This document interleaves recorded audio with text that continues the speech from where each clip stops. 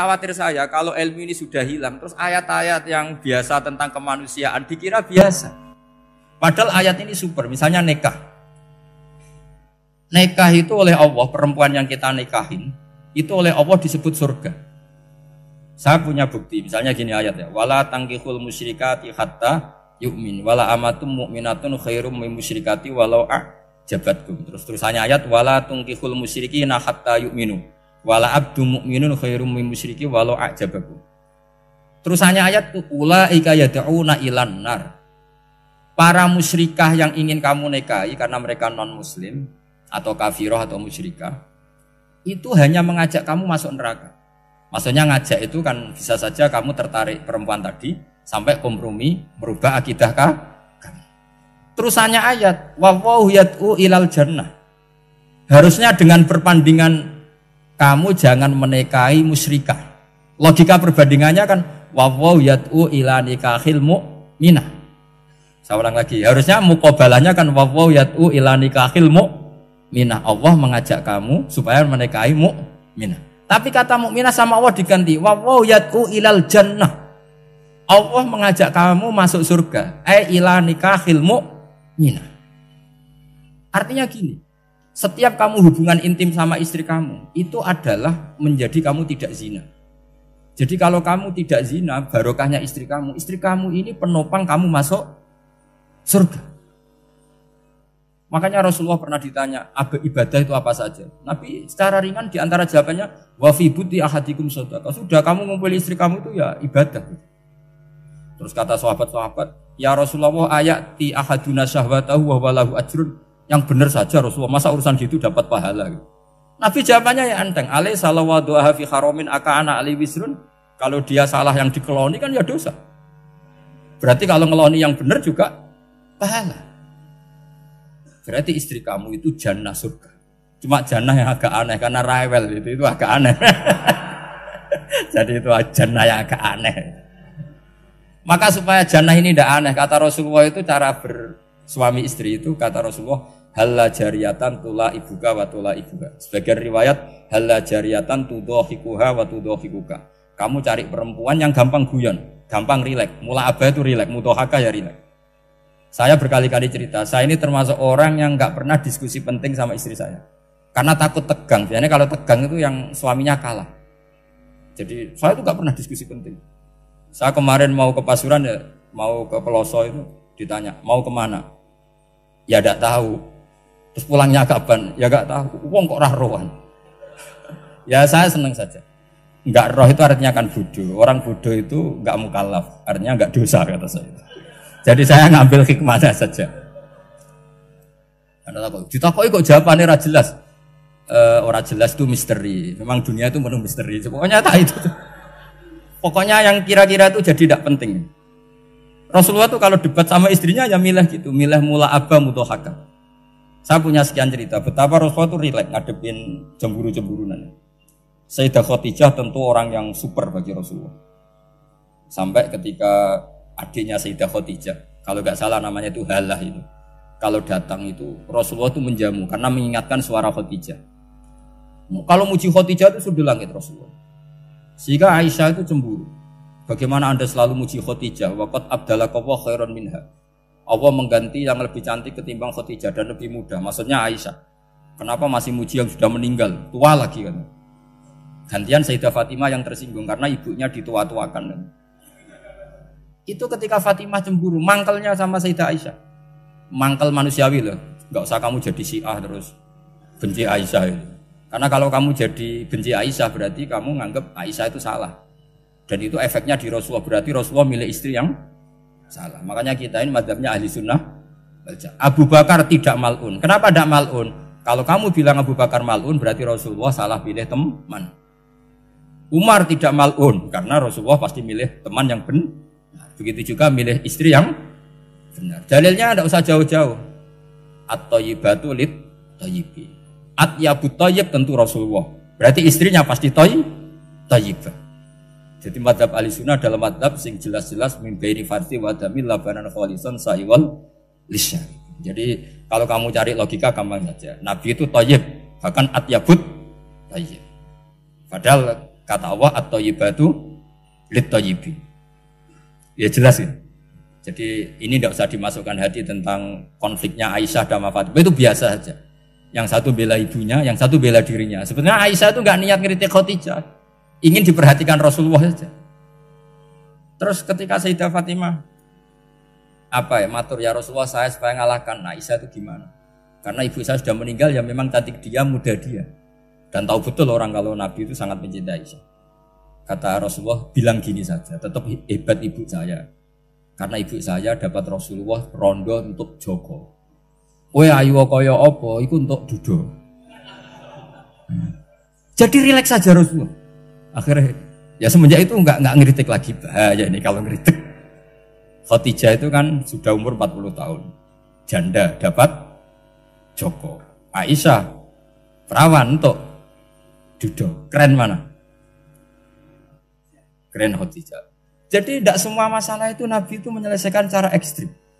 Nabi itu biasa mula apa? Santai rileks.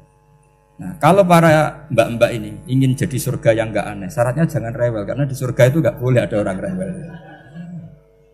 Tapi kalau enggak rewel sementara suami kamu enggak bener, ini namanya goblok. Maka kata Mbak Mun kalau ngijazahi santri-santrinya, "Cung bojomu kudu rewel, enggak ngono fakir," kata Mbak Mun. Tapi santri yang di belakang gremeng, "Iya Mbah, nak fakir, nak jantungan mati." Makanya sering itu. Jadi di antara ulumil Quran itu ada istilah maudhi'ul mudmar mengganti maudhi'ud dhamir atau maudhi'ul lafzi menggantikan lafdan akhar. Itu memang agak jadi di ilmu tafsir. Tapi bagi pelakunya itu menjadi gampang. Ya tadi, ketika Allah melarang nikah hal musyrikah, saya ulang lagi. Ketika Allah melarang nikah hal musyrikah, normalnya perbandingannya kan wallahu yad'u ila nikahil mu'minah. Tapi sama Allah digenti, wallahu yad'u ilal jannah. Itu menunjukkan bahwa nikahul mukminah adalah al jannah. Karena kamu hubungan intim ya ibadah. Diwamuk kowe sabar ya ibadah. Nafakoi ya ibadah. Neng-nengan kejahatan senjata juga ibadah. Seru Bang, neng-nengan itu seru. Karena memang di antara sistem tubuh kita itu butuh masa-masa jeda. Mari cerdas. Karena tubuh kita ini tidak hanya butuh seneng, tapi juga butuh susah. Susah itu melahirkan kearifan. Jajal bojomu tahu minggat, mesti kearifan kamu meningkat. Jadi minggat itu ya penting. Nikmati saja. Udah ini saya nggak ngajari keburukan. Memang seperti itu. Nah saya berharap ilmu usul fikih ini tidak boleh hilang. Karena dengan ilmu usul fikih kita tahu mubah adalah tarkul haram dan tarkul haram adalah wajib. Maka Allah sering sekali membicarakan sesuatu yang mubah itu superior. Kayak tadi wa min ayatihi manamukum billaili wan nahar. Termasuk ayatnya Allah adalah kami itu tidur. Cara berpikir tadi, kalau saya tidak tidur sakit, kalau sakit habis biaya banyak. Sementara tidur hanya butuh seperti ini. Betapa baiknya Allah dengan tidur bisa menjaga kesehatan yang kalau tidak dijaga berbiaya tinggi. Berarti hadan naumul ibadah. Terus ulama bilang tidur itu ibadah kalau niatnya litaqawi alal ibadah. Tapi nak wae blojo turu lah itu sing masalah. Tapi tentu ilmu itu ada pembanding. Sekarang ketika kamu tidur itu tarkul wajib apa tarkul haram lah itu masalahnya. Seringnya kamu itu tarkul wajib. Wae mulang turu. Wae ngantor wong kerja turu. Lah itu tarkul haram atau tarkul wajib? Tarkul wajib. Kalau tarkul wajib berarti status tidur kamu haram. Sudah pinter ini sudah maju ini sudah maju. Jadi saya belajar usul fikih lagi-lagi karena untuk menjadi mufassir itu harus menguasai balaghah, menguasai usul fikih, menguasai lisanul arabi. Nah, lisanul arabi yang sering saya contohkan berkali-kali. Saya punya kitab namanya Ar-Risalah. Orisinil karangannya Imam Syafi'i. Saya baca beberapa kali khatam. Juga saya beberapa kali bacakan santri. Itu kalau memaknai Quran secara lisanul arabi itu gampang sekali. Gampang sekali. Ketika Imam Syafi'i mengatakan kamu boleh tayamum ketika bepergian dan saat bepergian itu tidak menemukan air. Syaratnya kamu tolabul ma', cari-cari dulu. Ketika ditanya sama ashabus Syafi'i, kenapa harus cari-cari dulu? Jawabannya enteng. Li'anna Allah ta'ala yaqul falam tajidu ma'an wa la yuqalu liman lam yatlub lam yajid. Karena Allah ngendikan kemudian kamu tidak menemukan air. Di mana-mana tidak menemukan setelah mencari. Kalau belum mencari namanya tidak tahu. Jadi dari kata falam tajidumaan kemudian kamu tidak menemukan. Tidak menemukan berarti apa? Setelah mencari. Sehingga beliau mensyaratkan dicari-cari dulu, baru berkesimpulan tidak menemukan. Nah setelah tidak menemukan kamu baru boleh tayang. Segampang itu ilmu usul fikih di depan Imam Syafi'i. Ulumul Quran dianalisis dengan usul fikih. Ketika ditanya,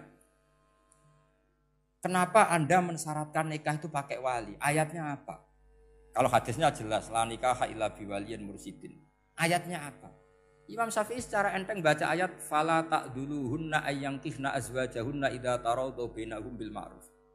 Jika wanita yang kamu waleni, saya ulang lagi, jika perempuan yang kamu walikan, misalnya kamu punya anak yang umur 20 tahun ingin nikah sama seseorang. Seseorang ini layak. Ya misalnya kiai ya apal alfiyah. Tadi kata Mbah Mus itu muridnya Mbah Khalil alfiyah diwolak-walik apa. Saking seringnya belajar alfiyah kata beliau sampai santri apal alfiyah wolak-walik tapi ora roh carane jamak kosor. Karena dulu pondoknya mau pondok nahwu. Jadi kayak di ngelirap itu. Tonggone nganti apal fa'ala yaf'ulu fa'lan. Cinone wis apal saking bedino itu pujiane ra selawatan fa'ala yaf'ulu fa'lan wa ma fa'lan wa huwa fa'ilun. Jadi pondok ya macam-macam. Itu saat tadi sampai mana itu? Tentang apa? Wali nikah tadi. Di bab fikih, saya ulang lagi di bab fikih.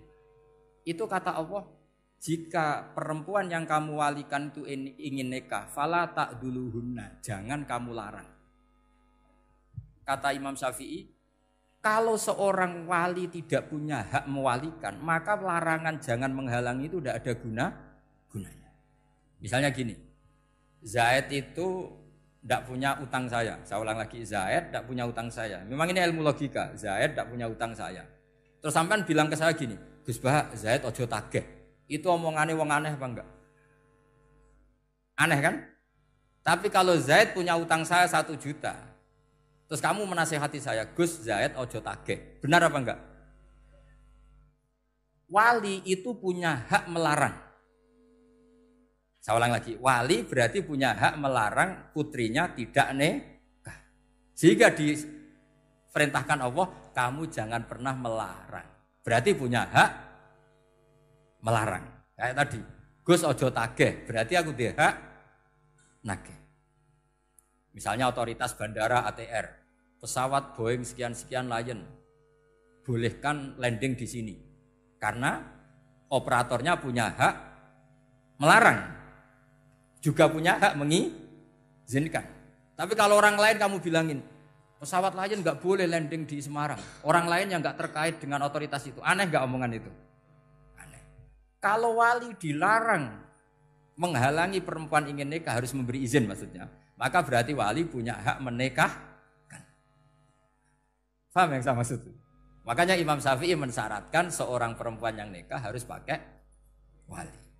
Jadi segampang itu. Kitab Ar-Risalah menerangkan ulumul Quran. Dan dalam banyak hal ulama dulu itu, makanya saya tadi berjanji, karena Quran itu bisa kamu baca fase, kamu dengerin suara enak ya enak, kamu dengerin logika yang enak ya enak. Jangan sampai kamu udah dua-duanya. Suaranya sudah ada enak, logikanya